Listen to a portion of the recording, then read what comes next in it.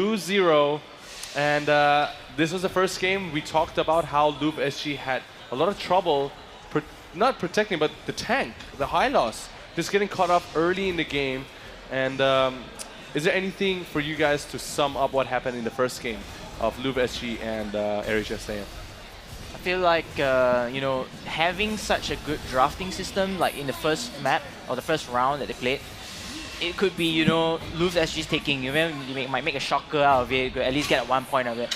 But seeing how Team Saiyan play it, not only just basing on objective-based games, like taking the turrets, taking the objectives from there, but again, going in for the kills when they need to.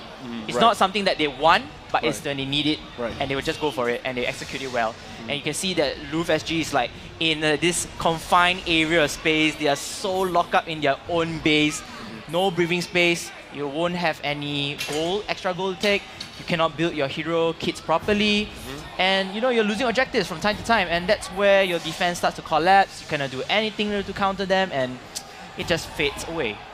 Is there anything that we can learn from Pseudo over here regarding these two matches, these two games? Well, I mean, in the last two games that we saw, one, yes, Saiyan is a huge powerhouse, and that is definitely known. They have stamped it up. Secondly, is we talked about, you know, Lourve perhaps maybe having found the better placing over the last 3 weeks. We haven't really seen that. Now, moving forward, as we talked about, you know, games going faster. You want to say Faraz? Yes. Okay. I realize. Going a little bit, you know, quicker in the way that they are played. We saw sub-10-minute games. What's going to happen is the ability for teams to slow it down. Right?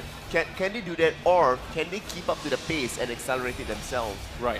Lourve has not shown this ability, and I think that's the biggest learning point that can be pulled up from this. So if they want to be redeeming themselves in the eyes of the audience, their fans, and the other teams that are here, they need to be able to stabilize. Yep, that's right.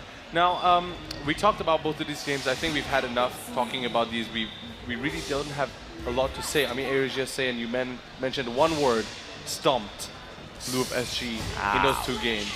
I know it's painful, but it is true. It's a painful lesson. They still can come back, you know, exactly. they have tomorrow. So, correct me if I'm wrong, Saiyan winning this match will be playing with the winner of MYA and Mystic Burden. That is right. Correct. Tomorrow. Yes. Right? That is right.